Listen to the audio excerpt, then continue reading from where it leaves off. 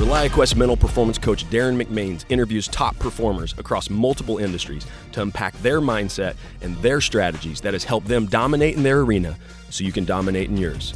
Welcome to No Show Dogs, powered by ReliaQuest. Hey, welcome back to the No Show Dogs podcast, powered by ReliaQuest. And today, we've got a really good one for you. Ben Hunt Davis is an Olympic champion who helped turn one of Britain's most unlikely sporting stories into gold. As part of the men's 8 rowing team at the Sydney Olympics, Ben and his teammates weren't favorites.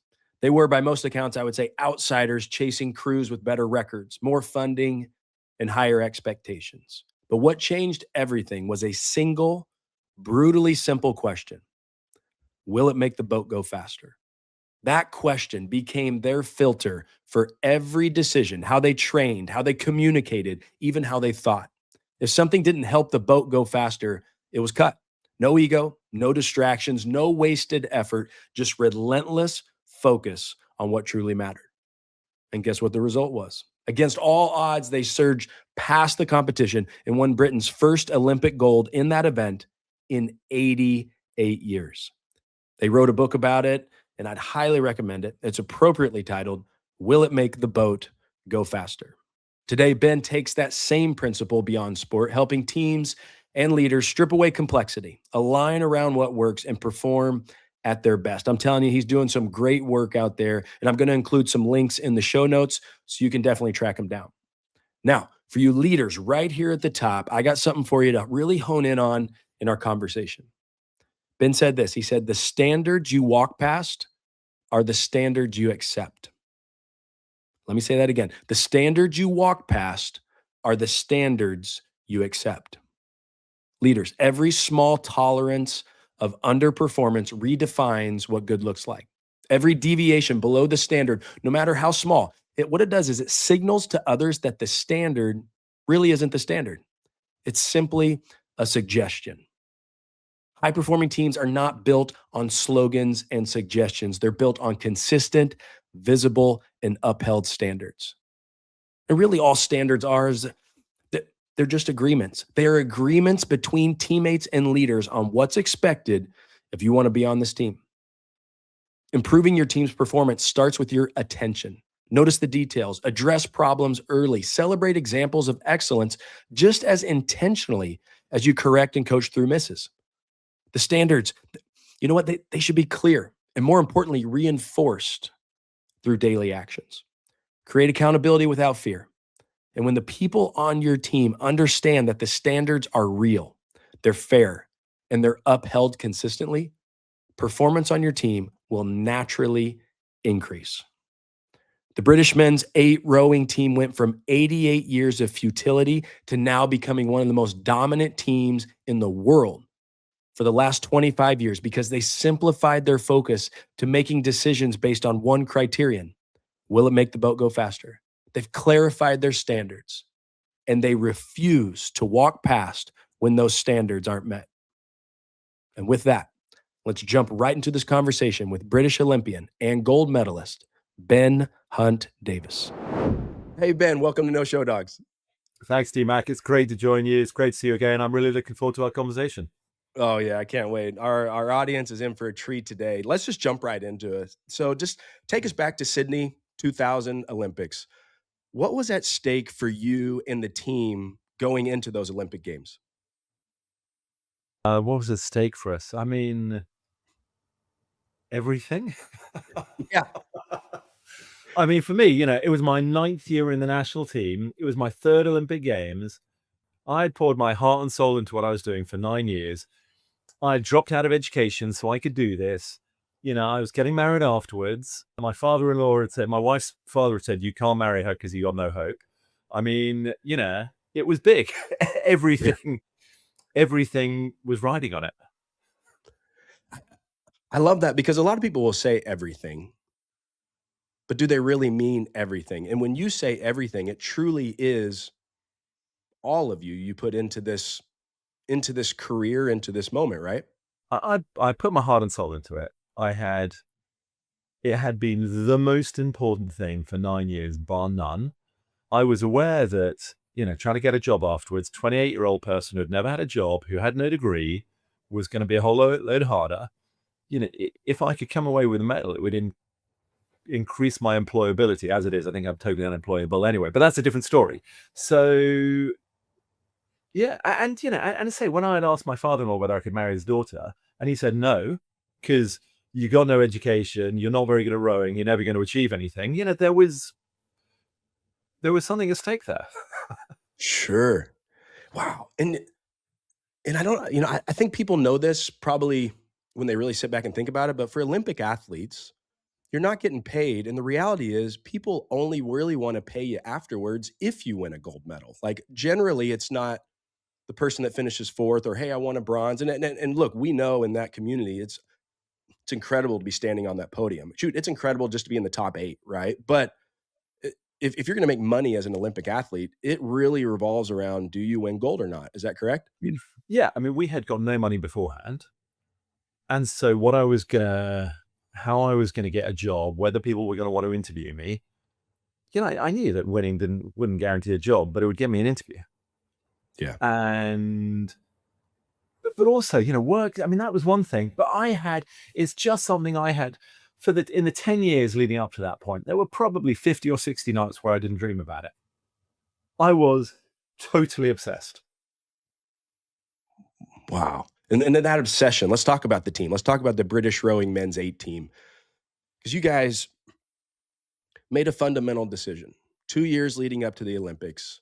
And this decision was, you were going to measure everything that you do against this one idea of, will it make the boat go faster? Talk a little bit about that, and also talk a little bit about what kind of crew you all were before things really started to change around that one fundamental question. So a bit of background. So the British rowing team, the way it was set up, the top 4 guys went in the 4-man boat, the next 2 in the 2-man boat, those left over went in the 8. The guys in the top boats, one of them, in the run-up to the Sydney Olympics, he was going for his 5th consecutive Olympic gold medal. The other one was going for his 3rd consecutive gold medal. They were both 10 times world champions. The coach had coached people to win at 5 consecutive Olympic games, and since then another 6. He's the most successful coach in the world. 11 consecutive games with gold medals. I mean, that's pretty good. There was this program that enabled these guys to win everything.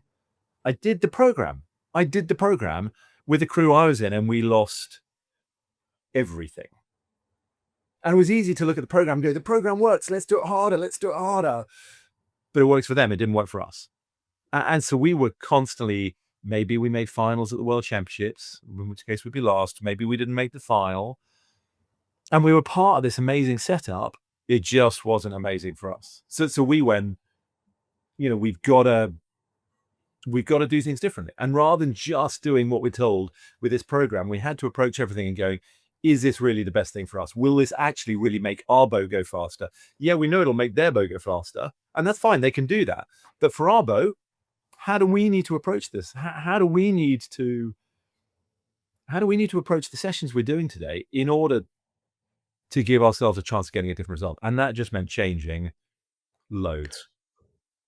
Yeah. So what's one thing that the 4-man would do in their program that, when you guys looked and really, really distilled down to, will this make our boat go faster? What's one thing that you had to do differently? And then how did that go over with the coaches? So one thing was, I'll give you a couple of examples. So they would try and do 3 training sessions in the morning so they could go to a kind of charity golf day in the afternoon. When we were trying to do 3 training sessions, the last one was such poor quality because you were just exhausted. And we went, we will spend all day doing this, so we've got maximum recovery between every session. So rather than our coach cycle along the riverbank when you're 100 yards away and you can't see you very well, we will find somewhere, a different bit of water, where we can train longer distances without stopping, and the coach can be in a kind of motorboat right beside us, watching every detail. So circuit training. One of the physiologists was looking at this and going, it's 84% muscle specific. I think that this thing would be better. We changed where we trained, we changed when we trained, and we changed the whole of the training sessions. And then we changed the way we approached every training session. How was it getting buy-in from The coaches when you guys went to it. Yeah, it was quite hard. We had a meeting with our crew coach. I think there were 6 of us from our crew coach, and on the other side of the table was the head coach, this multi-winning Olympic coach, and the team manager. And they said, yeah, if you change, you coach will lose your job, and all of you athletes, you'll lose whatever funding we've got. You'll no longer be part of the team. And we went, fine, we'll do it. And we chose a training center near where they could kind of be. And, we just went, we have, in a way it was easy because we had nothing to lose. If we kept doing the same thing and we came, we would come 6th, 7th, 8th again. If we changed, we might come 10th. But I mean, who cares? Who cares? But, so getting worse didn't matter, but we had a chance of being better, and we were willing to risk a lot. Yeah. Was there a time in those 2 years leading up to the Sydney Olympics where the coaches that were originally like, "You're crazy, you're losing funding, this is the end of you," where they became believers? When they saw you guys getting faster, did they ever go, "Oh, shoot, they're onto something here"? Interestingly, not really. The head coach, normally, if you got a medal at the World Championships, when the trials, national team trials started 2 months later, he'd go, "You're medalists, I trust you. Don't worry about the first 3 sets of trials. I trust you." We came back from the World Championships, he went, "You're trialing in 2 months. Everybody. It's totally open. No safe seats." For us, the last training camp before we went to the Olympic Lake, all the comments from other people in the team, from the head coach, they didn't think we could do it. It was amazing. I had so one of the guys in the four is, I was really good friends with all of them. One of them, where I'm godfather to his daughter, he's godfather to my son. We're really good mates, and we went skiing together years ago, and we had kind of got in a conversation, and he went, "You guys were so lucky," and I went, "Huh, that's kind of interesting. What do you mean?" He went, "You just kind of, you kind of pulled it out of nowhere," and I went, "So 12 months before the World Championships, we started nowhere. In 12 months, we became world silver medalists." And he went, "That was lucky." He went, "Oh, okay, right." And I went, "Okay, so the next, regattas leading up to the Olympics, we came second in this one and we won this one." And he went, "That was, my God, you were lucky there." And we won this one. And he went, "Oh, that was lucky." And you go, how much luck do you need to get before you go, actually, you're different? I think sometimes when you're really close to people, you don't see the change. What was that extra motivation? That's what I was about to ask. Was that, I mean, you guys didn't need it at this point, but was there an extra little chip on your shoulder that they didn't believe in you? Yeah, definitely. We used everything we could for emotional rocket fuel. So yeah, I mean, we would be, while I was friends with them, and in one point we were going, we talked about bullshit filters. I don't care what anyone else thinks of us, so they can say whatever they want, and I don't care. But then there was another bit of going, "I'm going to show you. Just you wait." So yeah, we used the emotional rocket fuel. We found it wherever we could. It's so good. And leading up to the finals, let's talk about that final that day.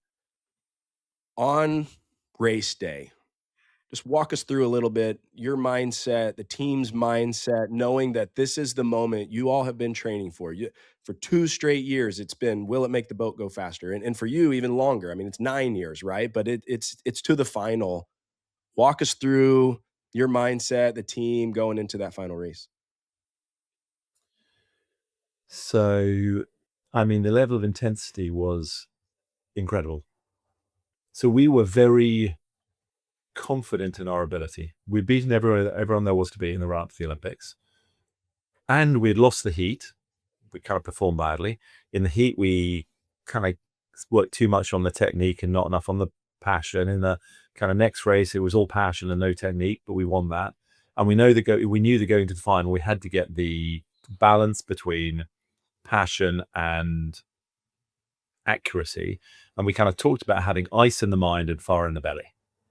And that was the balance we needed to get. We had to go out there, with as much, passion is really important. Really, really caring about it, being really passionate, and I was angry. I was really, really angry. I'm not a particularly angry guy, but for that's what was needed. And it was, so, I mean, massive nerves. And then you keep going, it's only rowing. It's only rowing. All I got to do is put the oar in the water. I got to move my arms. I got to move my legs. I got to move my back. I got to move my shoulders. That's all it is. It's all it is. I'm just doing that. All these other people are doing exactly the same thing. That's all it is. So you're trying to get the nerves under control and you're trying to get the passion up, and the intensity was just incredible. And it was, I mean, the morning of the final wasn't much fun. It was just super intense, really, really intense, and really scary. I mean, there's no, and you get down there. We did our first training session. We then had a 3-hour wait until we were going to go. And the 3 hours you're going, you're bored, you're terrified, you're nervous, you're super excited, you're even more excited, then you're terrified. And you're going, maybe I can just run away.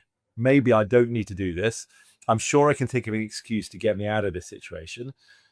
And then you're also going, my God, I've been waiting for this for years and years. And I mean, it's just this kind of roller coaster of different stuff going on and just going.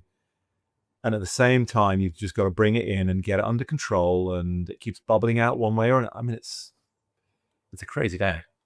Yeah. And then you guys get in the boat, you get in the water, you win the gold. Like, let's just talk a little bit about when you guys crossed the line and you realize you'd done it. You did it. What were the thoughts that were racing through your head at that moment?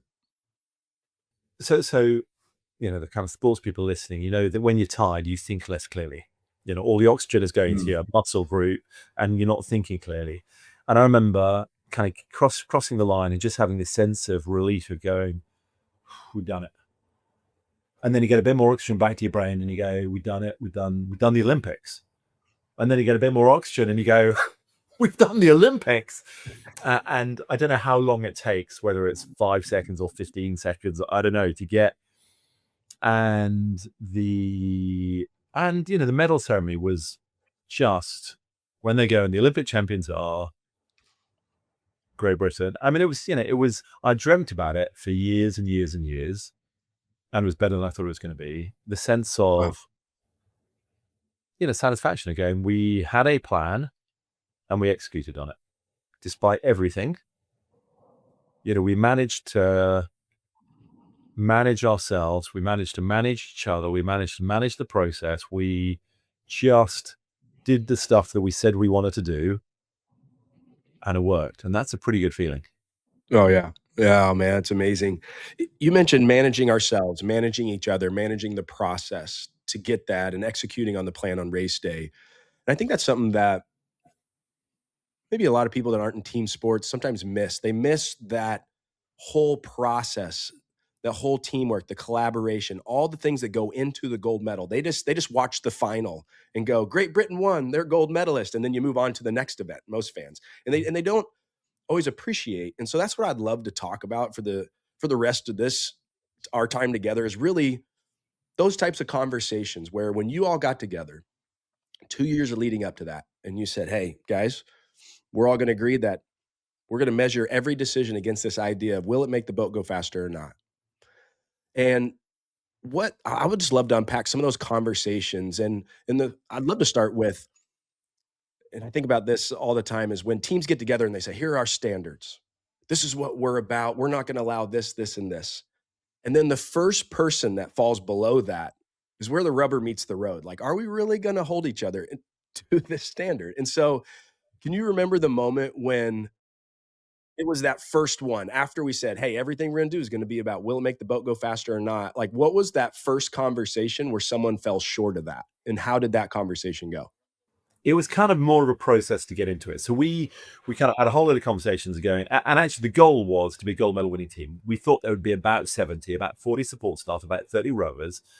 And we went, so the goal was actually gold medal winning team, not to be an Olympic champion, because that would put me in direct conflict with all sorts of other people. So the shortcut question was, will it make the boat go faster? Which was, all 70 people had to be going, that's what we're going to, so we can be a gold medal winning team. So we came up with that. While we were training, we went out and, we did 2 training sessions. We had a whole lot of meetings, and we went, right, this is the goal. And then we did another training session, and then, a few days later, we had another meeting. Went, right, so we got the goal. How the hell are we going to do it? And we kind of gone, the next bit is we've got to work out what culture, what environment and culture we need, because we don't know how to win. We don't know how to get from where we are now to where we need to be. None of us do. We don't know how to do it. So what environment will enable us to ask the right questions and figure out the right answers?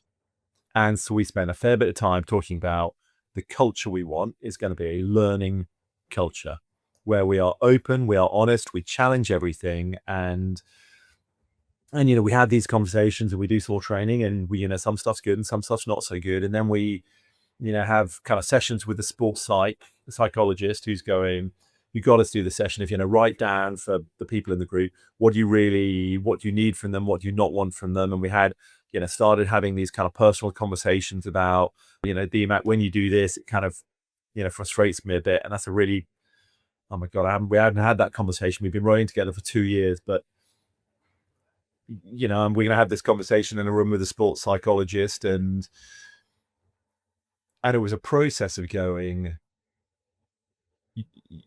figuring out what it looks like, and the standards were being set as we went. And there was some, I remember a really difficult day where we'd done the first training session, sat down for breakfast number 2, and the coach sits beside me and goes, Ben, I want you to, this evening when you go home, come up with a list of, he said, you've been in the team longer than everyone else. That also does mean you've lost more than anyone else. And I'd love to know why. What's the problem been? I'm kind of new to this. And the next day I kind of came up with this list of stuff, and I went, like your funding, you went, yeah, that's a good point. I went, our equipment's point, you went, yeah, that's a good point. And I went, the medical attention, you went, yeah, that's a good point. And I went, the weather, if the weather was better, we went, yeah, okay, fine. And I went, well, if the Americans weren't so fast, and I went, yeah, okay. And he kind of kept going. And clearly the one thing he wanted was for me to go, me. I am the only thing in common with this. And we had this whole debate with me going, it's your job to get me to win. And he went, no, it's your job to get you to win. I'll help you. And that kind of whole personal responsibility conversation I had with him was quite early, and it really hurt. Okay, I'm not one of these people who blames everybody else. And he was going, here's the mirror. That is exactly what you're doing. Yeah. We, we had, whether it came from the coach, whether it came from other people who are going, Ben, you said you were going to do this and you haven't done it. And our standards, the standard we set got higher and higher and higher the better we went. And we just continued to have the conversations and push each other and go, we said this was good enough. It's not good enough anymore. When you had that conversation and where you realized like, oh, wow, like felt like I was taking personal responsibility this whole time, but now we just kind of unpacked it and realized I'm not taking responsibility at the level that I should be to get to become a gold medal winning team. What were changes you made? Like what did you see fundamentally, physically, mentally? Like what did you see in your training where it started to you trained differently, or you actually saw a change in performance when you took actual ownership and personal responsibility of becoming the best you could possibly become? So, all this is after I got over being really pissed off and hurt. Sure. How long did that last, by the way? Being pissed off and hurt, how long did that last? Oh, a week. I don't know. It wasn't I heard it and I'm different. It was, of course. Yeah, sure. Going, you're wrong. That's unfair. I don't know why you're blaming me. There was all sorts of stuff to go through. And then, there were just more times where at the end of sessions, I'd go, what do I, not we or you, what do I need to do differently here? I had lots more conversations with people going, after sessions or meetings going, how did I show up there? I was blind to the fact that I was kind of blaming everybody, and I'm now trying to raise my awareness. Was I still doing it or not? Or was I able to look at me and come up with kind of more ideas or apologize for this or that? And, so the quality of the conversation started to change. And then with that, you then got stuff that you can actually do, about going, well, it's not my fault. My oar hand is not coming through the right height because they're not getting it right. It's just going, I will make it right. I will do whatever I can. And so, just so many behaviors in terms of the approach and, the what physically I'm trying to do, it just starts to change when you go, it's about me. And I can get these people to help me and we can help each other, but they can't make the changes. I need to be the one who's making the change. So good. And so often, people have the conversation, oh, well, if they change, and you go, that's missing the point. You got to lead the way. You got to change.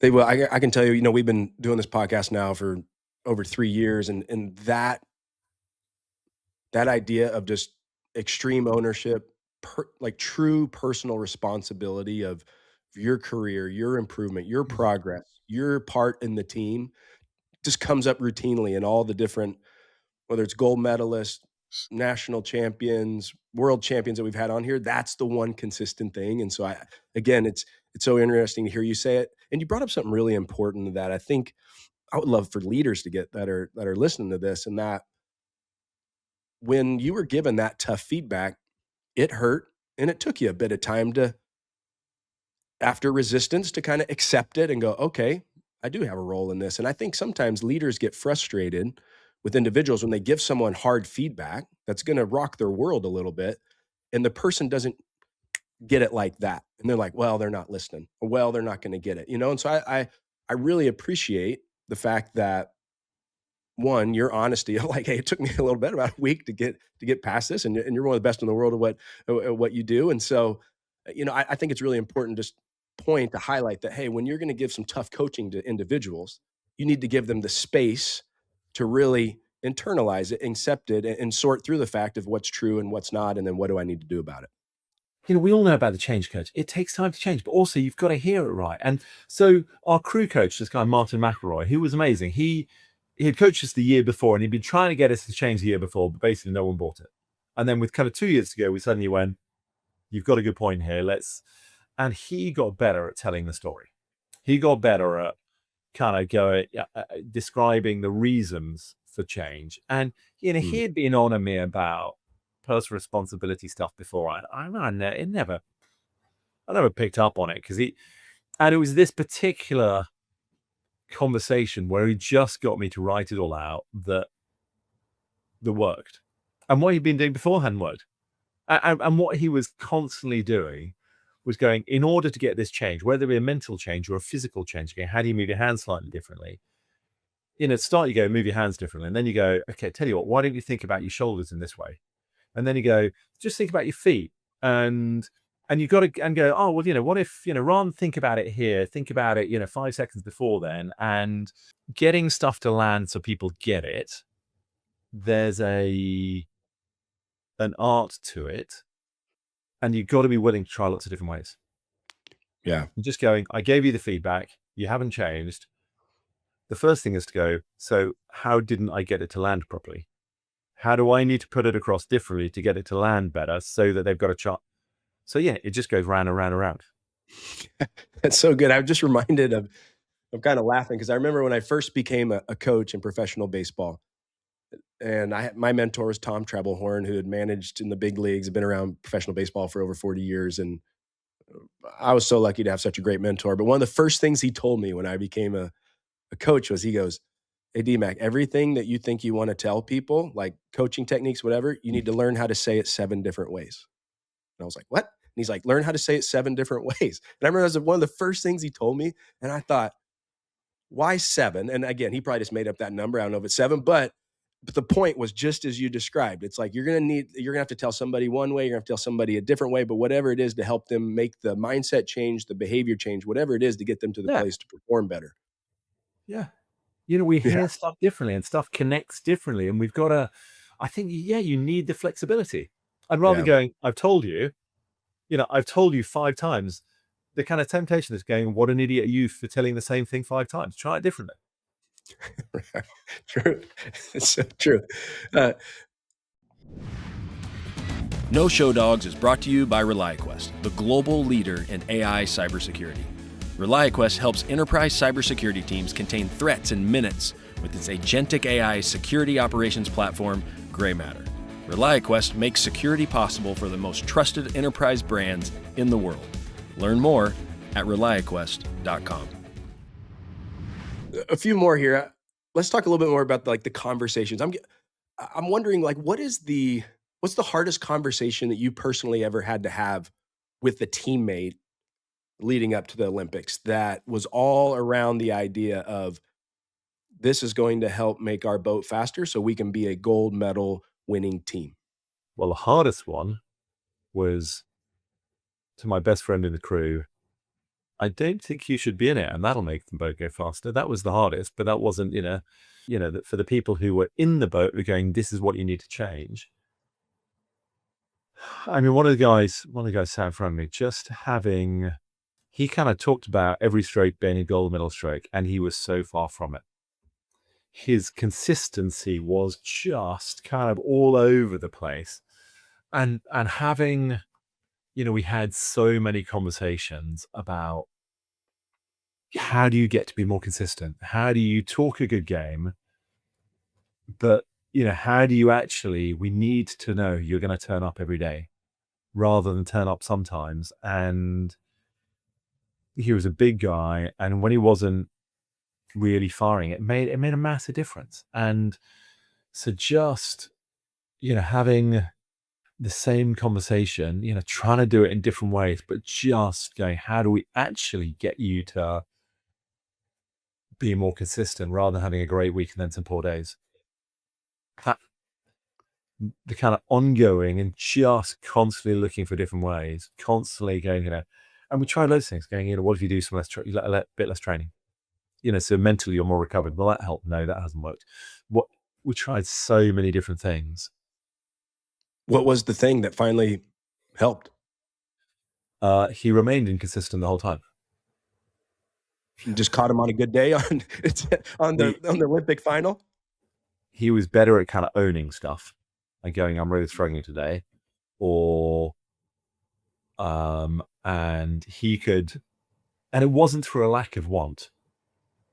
He was desperate to get it right every day. He was desperate to kind of, his kind of good days were fantastic. And he was desperate. And he was just, his ability to focus. He was a really smart guy. He's got a master's and he's got, lots of degrees, and he was really smart. But his ability to really kind of hone his focus was poor. And he worked on it really hard, and it was never as good as we wanted it to be, but it got better. It wasn't a lack of desire. Can we go back before we get to the final couple questions? I want to go back to the conversation with the best friend that you said was the most difficult conversation you've ever had to have because you felt like your best friend wasn't best for what made the boat go faster. And the reason why I want to bring this up is because I mean, we had Buster Posey, who's the president of baseball operations for the San Francisco Giants, on just a couple months ago, and he talked about having to release some players that he actually played with. And how difficult those conversations were. And so I think leaders really struggle with this in the corporate world too. On you maybe worked alongside this individual for a while and you get elevated into a higher role. And then, and now you still kind of have this long relationship with somebody, but they're not what's best for the organization, not what's best for the team at the time. And you got to make a really hard call. And so I would love to hear your wisdom, your insight on what you learned going through that, what you used to help you make that extremely, extremely difficult decision to have that conversation with your best friend that he wasn't what was best for the boat. So with us, it was in a way slightly easier than a corporate environment because we went, the games is now, it's on the 24th of September. We are in the calendar, we always knew when the last selection decision would be made. And that was middle of July. We know the date. So we knew that was decision day. And in the corporate world, there isn't a decision day like that. But so we had narrowed it down. So we had 7 of the seats were decided and 1 seat was undecided. And there were realistically 2 people going for that last spot. One was my best mate. I got married just after the Olympics, and he was the only person at that point I'd invited to my wedding. We'd rode together for 5 years. And there was another guy. And we had 18 months data on them both. And data, you can do whatever you want with it. I mean, the data was the same. You could, depending on how you looked at it, it said something different, but effectively it was the same. So our crew coach asked a number of us who we thought should be in, and I said the other guy, not my mate, because I thought the other guy would learn faster in the last 12 weeks. And the culture in the boat was just slightly better with the other guy. We then discussed how we would tell him, and the coach said, it is my job to make the decision. And then we had a conversation, and then the kind of next bit was going, and if he wants to know who said what, I said, you can tell him what I said. And so he came and found me. And when I hear you said I shouldn't be in it, I said, yeah, that's exactly right. And it was a really tough decision, and it was a tough conversation, but we were really, really clear on what was most important. For 2 years, we'd had so many conversations about going, the discussion we're having now, the decision we're about to make, is it really on boat speed or is it on ego? Is it on boat speed or is it on how you're feeling today? Is it on boat speed or is it on what's easier for you? Is it on boat speed or is it on what you're more comfortable with? Is it on boat speed or is it... We've been through the conversation so many times. We knew the rules. The rules of the game were really, really clear. All decisions had to be based on what we had agreed was most important. This goal about being a gold medal winning team. And so, I totally shattered his Olympic dreams. He didn't speak to me for 2 years, and I get it. And when we see each other occasionally now, kind of still in the rowing world, and we kind of pass the time of day, but we're not, haven't been friends since. And I get it. But we had been clear. Yeah. We had been super, super clear. It wasn't easy, but we at least knew the rules. And I think kind of corporately it's harder because, and I know so many founders who go, the person I founded with, I'm actually, it's just not, hasn't worked anymore. And there sometimes, I think in organizations, the rules are less the rules. The goal is less clear. And so often when people have, business owners, business founders, senior people who've gone, I had to get rid of my best mate, they go, I should have made the decision so long ago. Yeah. Those conversations are hard. And if you're clear on the rules of going, we know what's most important here, it makes it easier. It doesn't make it easy, but it makes it easier. Sure. And you highlight just the importance of clarity. And I think that's what Will It Make the Boat Goes Faster does.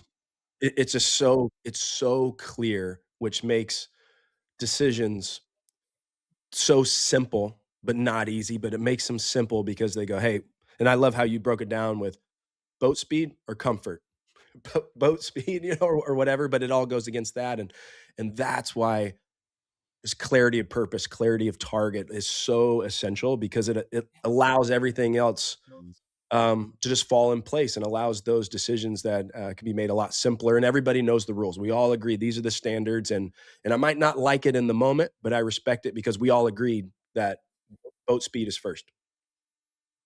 Fantastic, man. Fantastic. Before we get to the final question, I want to ask a little bit about legacy. Friend of mine, Martin, works at ReliaQuest. He was bummed at me that I did not ask this question when you were with us at P3. So I assured him, I said, hey, man, when he's on the podcast, I will ask. So when you look at the British rowing men's 8 team, they had won 2 golds in the 1900s, 1908, 1912. Now, since your team won gold at the 2000 Olympics, The British team has already won 3 golds in this century, 2000, 2016, 2024, right? Including yours would be the third, which is obviously quite a turnaround. What kind of impact do you think that the 2000 team had on just British rowing overall into this century? So I think that within British sport, at the Atlanta Olympics in '96, Britain got 1 gold medal and we came 37th in the medal table. And the then Prime Minister of the UK went, right, we need to put some money into sport. And sports, changed totally. And there were lots of people trying to do things differently. And we were one of the groups trying to do stuff differently. And I think that, so it's one of the guys I raced with, guy sitting here.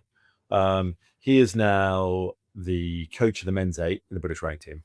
Under his guidance, they got a bronze medal at the Tokyo Olympics and then were world champion, Olympic champion. Last year, they were world silver medalists. There is a machine that he is now running. And there's been a machine for the last 24 years, basically. The people keep changing, the athletes, the coaches, the support staff. But there is, based on the stuff we did and based on other stuff going around in the British sports environment as well, essentially they have just kept challenging everything. Just never settling and always challenging. They are just, it's easy to assume clarity. And the example kind of Stevie here kind of gives, again, we know we want to try and win, but have we got clarity about this next 2-hour session we're going to do? Or are people getting on the water going, what's the session again?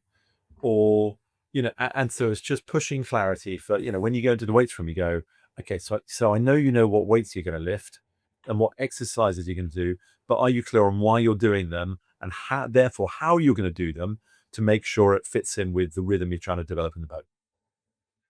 And so just the idea of pushing clarity down through everything you do the whole time has just stayed. Just having a learning culture, a bunch of blokes who are just, or in the women's team, who are just learning and learning and learning and learning. So the kind of the stuff we showed worked, I say other people were doing it as well, and it stuck. And so, the crew I was in, you got to go back 24 years before us to get a medal, and 88 for a gold medal. In the 24 years since then, 2 golds, 1 silver, 2 bronze, 1 nothing. I mean, it's a pretty good record. Yeah, it's fantastic. And I love what you said there. It's don't assume clarity, learning culture, challenge everything. And those are so simple yet so hard to achieve. But you got to be so intentional every day to foster those things. And I just think it's brilliant to hear you describe it, and the results obviously have followed. Yeah, I mean, the ideas are really straightforward. They're not new, they're straightforward. And I say, I don't use the word simple because they're hard to do. It's really, theoretically really straightforward. And it's providing the disciplined environment where, you asked earlier about, setting high standards. What if someone didn't live up to standards? We called it out. And our standards changed as we went, and we just kept having the conversations going, D-Mac, what happened today? You weren't, there's that old saying that, the standards you're willing to walk past are the standards you accept. We culturally didn't walk past stuff. And if somebody did, somebody else would be going, what happened there? From me as a rower, Martin, our crew coach, John the bowman, we needed everybody to be holding each other to account. I've seen lots of organizations where you have a chief exec with an amazing eye for detail and doesn't let anything slip. And if it's one person, it makes life quite hard. You need as many people with that eye for detail as well who are not willing to let things slip. Because, the chief exec can only see so many things. And the more people in the organizations are going, I know the standards, and what I just heard, what I just saw, it's not good enough. Yeah, it's good, man. It is from top to bottom all the way through for sure. Let's get to this final question. This is the question we ask every guest, and it's around the no show dogs mentality, and it's really about one thing: doing the work. It's being willing to do the thing that just really Awesome. others aren't willing to do. And so reflecting on your career and up to this point, I mean, even with what you're doing now with Will It Make the Boat Go Faster and your consulting and all the great work you're doing and the keynotes that you give. But when you reflect on your career, what do you think have been some of the things that you've been willing to do that maybe others weren't, that has helped you have the success you've had up to this point? The hard work is kind of the easy bit. Most people are willing to put in the hours, whether it be on the sports field or in the office. People work hard. The bit that we were willing to do, that everybody, took the piss out of us for. I don't know how well that is. That a British expression? Does that kind of It is, but cross or not? we're good. People took the piss out of us for standing around before and after sessions talking. When we were going specifically, what are we trying to do? Specifically, how did we do? What can we learn? That is the mileage we were willing to do that most other people didn't. Actually, plan, do, and learn. And the most people are willing to do, but we just, and still, so when I was kind of with you the other week in Tampa, back in my room in the evening, I kind of, got out a bit of paper and I got a digital tablet thing and got my pen out and I did a whole performance review. And actually, since then, I've sent the video that you sent me to a coach, and I got a coach who's helping me be better. I kind of reviewed my performance, and I'm willing to keep doing that. It's so good. Plan, do, learn. I love what you said. Most people are willing to do. Some are willing to plan, but very few are willing to take that learn piece. And that's huge. Thank you for pointing that out. So Ben, man, I've enjoyed this so much, man. If people are looking for you, where can they find you? Where should we send them to so they can track you down, man? WillItMakeTheBoatGoFaster.com. Easy. Or I'm on LinkedIn, Ben and Dave's, or my email address, ben@WillItMakeTheBoatGoFaster.com. I think I'm pretty easy to find. And, for anyone who wants to get in contact, I would love to hear from you. That's great. Ben, thank you so much, man. I'm telling you, from the keynote you give, from the book that you wrote, Will It Make the Boat Go Faster, I'd highly recommend that. I've already given it away to a few of my friends already. And so I just encourage those of you that if you're looking to learn more about this team, learn more about Ben, go check them out. We'll put some of those links in our show notes so it'll make it easier for people to find. And Ben, appreciate you, man. Thanks, D-Mac. It's been great talking to you. I've kind of really enjoyed working with you. And I kind of hope you all enjoy this podcast. Absolutely, man. Go out and make it a great day, brother. Hey, don't forget to head over to our No Show Dogs Instagram page to hear how Ben answered our 3 and Out questions. You'll learn what the most common lie that underperforming teams tell themselves, something he had to unlearn to win Olympic gold, and what's the number one excuse teammates use to avoid having hard conversations. Hey, thanks for tuning in and making just the best investment I believe you could possibly make, and that's the investment you make in yourself and your own development. And if you know others who enjoyed learning how to apply lessons from the sports arena into their own arena, please share this episode with them. And also, we'd really appreciate it if you give us a 5-star rating, because that really helps us in sharing this content to a wider audience to help us all just get a little better. Now go out and make it a great today.